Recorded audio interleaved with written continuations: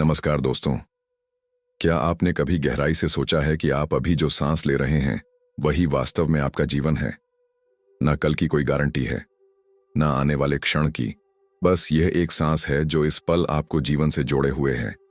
लेकिन अफसोस, हम में से ज्यादातर लोग इसे बस एक स्वाभाविक प्रक्रिया मानकर अनदेखा कर देते हैं, जबकि हमारे प्राचीन आर्ष मुनियों ने इसी सांस के रहस्य को पकड़कर हजारों सालों तक जीवित रहने की विद्या प्राप्त की थी। आज हम उसी रहस्य की ओर चलेंगे, जिसे जानकर आप न केवल अपने शरीर को स्वस्थ रख सकते हैं, बल्कि अपने मन को शांत और आत्मा को जागृत भी कर सकते हैं।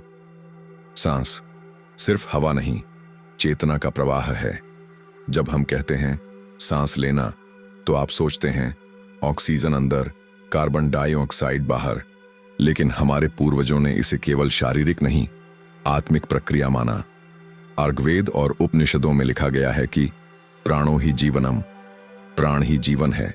यह प्राण जो सांस के माध्यम से हमारे अंदर आता है, वह सिर्फ हवा नहीं, एक सूक्ष्म ऊर्जा है जो शरीर, मन और आत्मा को जोड़ती है। हर बार जब आप गहरी सांस लेते हैं, तो केवल फेफड़े नहीं भरते, बल्कि आपके भीतर ऊर्जा की एक लहर दौड़ती है। सांस की गति और जीवन की लंबाई का रहस्य। प्राचीन योग ग्रंथ कहते हैं, जीव का जीवन उसकी सांसों की संख्या से तय होता है, समय से नहीं। सांप की सांसें तेज होती हैं और उसकी उम्र कुछ ही सालों की होती है।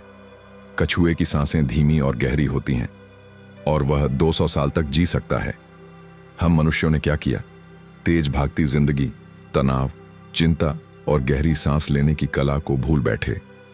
हम 1 मिनट में 15 से 18 बार सांस लेते हैं, लेकिन योगी इस संख्या को 8 या उससे भी कम पर ले आते हैं। और यही वह बिंदु है जहां से ध्यान, प्राणायाम और आंतरिक जागरूकता की शुरुआत होती है। सांस और मानसिक स्थिति का गहरा संबंध क्या आपने कभी देखा है? जब आप क्रोधित होते हैं तो सांसें तेज हो जाती हैं, डरते हैं तो उथली हो जाती हैं, और जब आप शांत होते हैं तो गहरी हो जाती है। इसका मतलब यह है कि आपकी मानसिक स्थिति आपकी सांसों को नियंत्रित करती है। पर क्या आपने सोचा है कि यह प्रक्रिया उलटी भी काम कर सकती है? यदि आप जानबूझकर गहरी, धीमी और नियंत्रित सांस लें, तो आप अपने क्रोध, डर और तनाव को भी शांत कर सकते हैं। यही है प्रत्याहार की शुरुआत, जहां इंद्रियां और मन भीतर की ओर मुड़ने लगते हैं। प्राणायाम, सांसों पर नियंत्रण, जीवन पर अधिकार। प्राण का अर्थ है जीवन शक्ति, आयाम का अर्थ है विस्तार या नियंत्रण। प्राणायाम यानी अपने जीवन की ऊर्जा को नियंत्रित करना।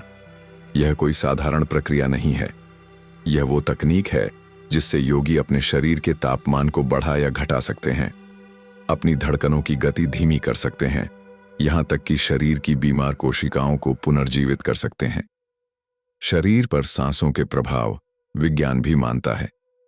आज विज्ञान भी मानता है कि जब हम लंबी, गहरी सांस लेते हैं, तो फेफड़ों की क्षमता बढ़ती है, मस्तिष्क को अधिक ऑक्सीजन मिलती है, आंतों में जमे विषाक्त पदार्थ बाहर निकलते हैं, इम्यून सिस्टम मजबूत होता है, शरीर में नया रक्त निर्माण होता है, और सबसे महत्वपूर्ण, मस्तिष्क की जागरूकता और स्मरण शक्ति तेज होती है। यह इसलिए होता है क्योंकि सांसें मस्तिष्क के लिम्बिक सिस्टम को प्रभावित करती हैं, जो हमारे विचारों, भावनाओं और निर्णयों का केंद्र है। जागरण की प्रक्रिया, कपालभाति और भस्त्रिका जैसे प्राणायाम, जब तेज हवाएं जंगल में चलती हैं, तो जानवर और पेड़ पौधे सजग हो जाते हैं। ठीक उसी तरह कपालभाति और भस्त्रिका प्राणायाम शरीर में वो चेतना लाते हैं जो हमें अंदर से सतर्क, जागरूक और ऊर्जावान बनाती है। यह साधारण हवा नहीं, बल्कि वह आत्मिक बवंडर है जो भीतर जमी हुई आलस्य, जड़ता और रोग को निकाल देता है। स्थिरता बनाम बेचैनी, सांसों की गहराई से अनुभव क्या आपने ध्यान दिया है? जब आप गहरी सांस लेते हैं तो अंदर शांति और स्थिरता महसूस होती है, और जब सांसें तेज होती हैं तो बेचैनी, घबराहट, तनाव होता है। यह कोई संयोग नहीं, यह प्रकृति का नियम है। गहरी सांसें आपको स्थिरता की ओर ले जाती हैं और उथली सांसें आपको असंतुलन की ओर। गुरु और शिष्य की शिक्षाप्रद कथा। एक रात भोजन के बाद शिष्य ने गुरु से पूछा, गुरुदेव, आप कहते हैं कि ध्यान, योग और प्राणायाम का मूल आधार सांस है, क्या आप हमें इसका रहस्य समझा सकते हैं? गुरु मुस्कुराए और बोले, तुम्हारा प्रश्न बहुत अच्छा है, क्योंकि इसके भीतर जीवन का उत्तर छिपा है। गुरु ने आगे कहा, जैसे भावनाएं सांसों की गति को बदलती हैं, वैसे ही सांसें भी भावनाओं को बदल सकती हैं। यदि तुम सांसों पर नियंत्रण पालो, तो मन और विचारों पर भी अधिकार पा सकते हो। गुरु ने समझाया, योगी इसलिए शांत होते हैं क्योंकि उन्होंने अपनी सांसों को नियंत्रित किया होता है। उनकी श्वास गहरी, धीमी और स्थिर होती है, और इसलिए उनके चेहरे पर वह दिव्यता दिखाई देती है। शिष्य ने पूछा, गुरुदेव, क्या सांसों की संख्या भी इसका एक रहस्य है? गुरु बोले, बिल्कुल। यदि कोई व्यक्ति 1 मिनट में 14 से 15 बार सांस लेता है, तो वह सामान्य है।